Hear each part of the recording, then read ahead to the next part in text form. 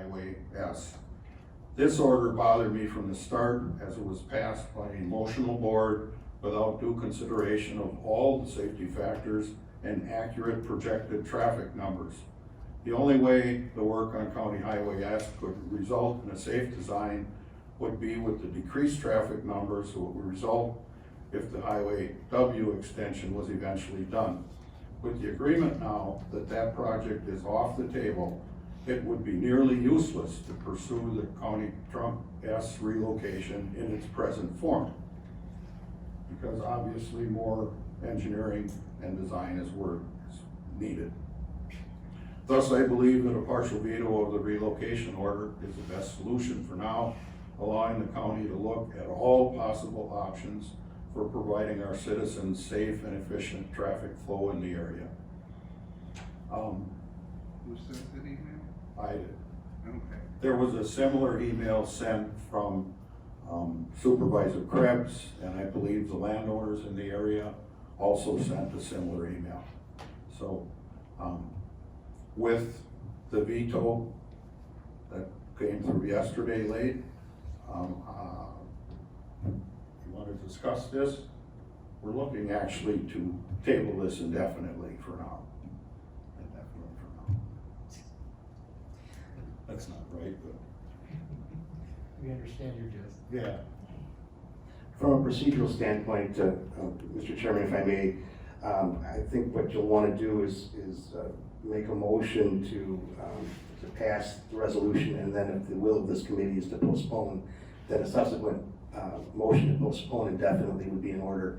And at that point, if that motion passes, then that would kill off this relocation order for the duration of this session, which lasts, of course, until next April.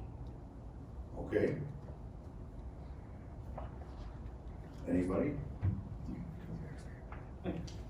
Gotta love Robert's rules.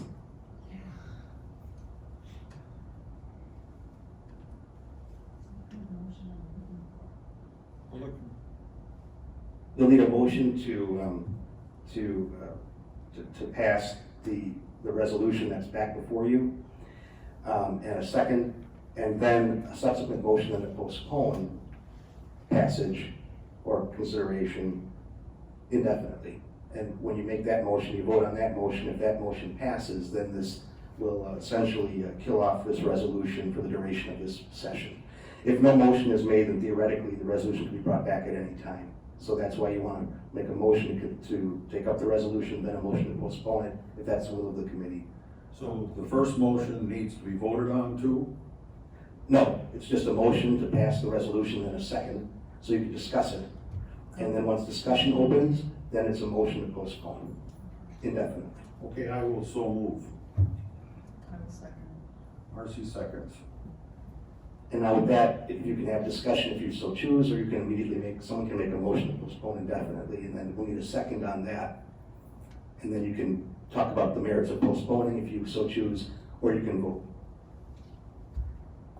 Well, like I just stated in my email, it's not safe the way it is. We'd have to put up signs on 175 say dangerous intersection ahead, and we can't put signs on the state highway, so that's my 2 cents.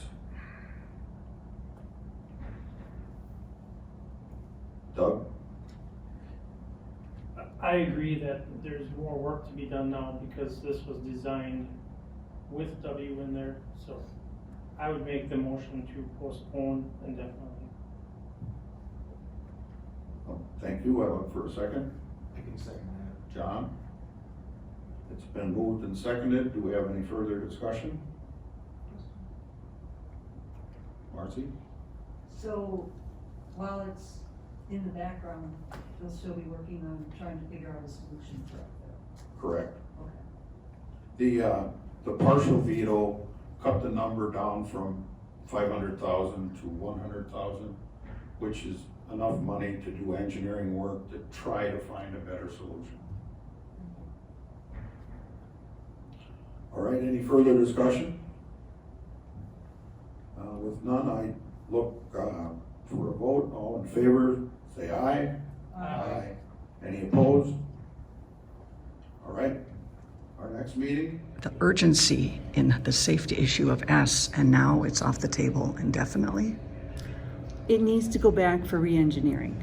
That's why there's $100,000 that was kept with the veto, because they need to go back and relook at the whole thing and see what is the best way to handle this intersection now that we're going about it a different way.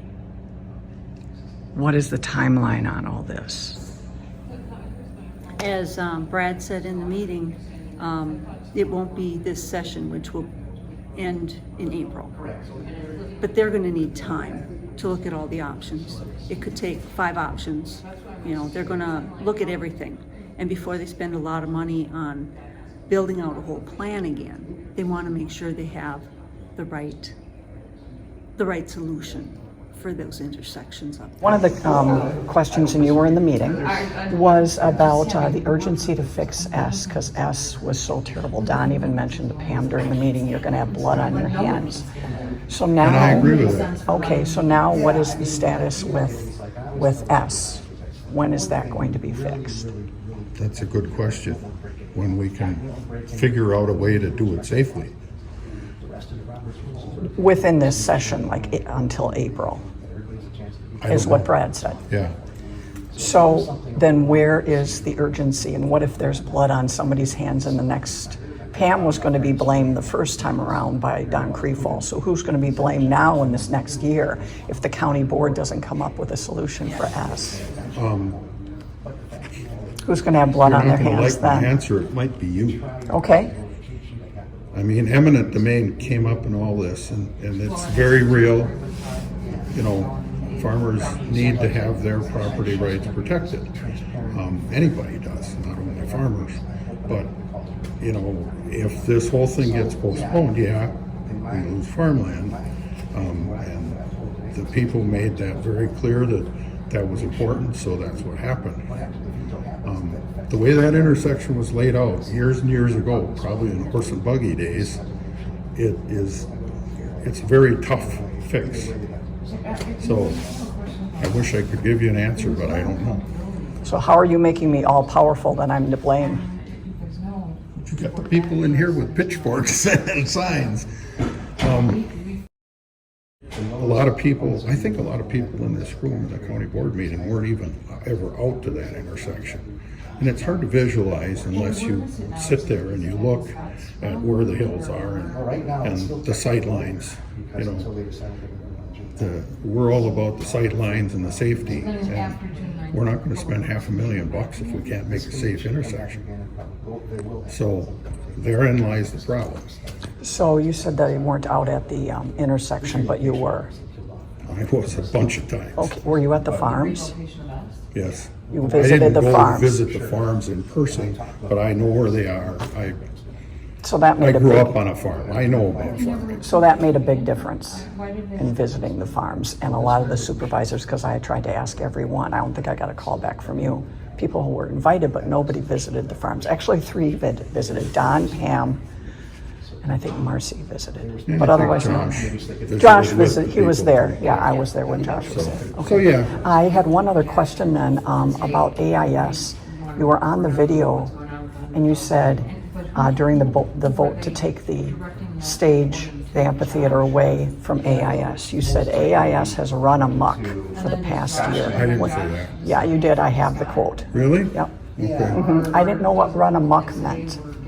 What's your reference to AIS and running amok? There was a lot that went on behind the scenes, and I'm not at liberty to say what that was, but the fracture between the county, who owns Fairport, and AIS has been a mess. So I work closely with AIS, and I had not seen it. I know there was some grading between, well, it would be Chris Dice. Yeah.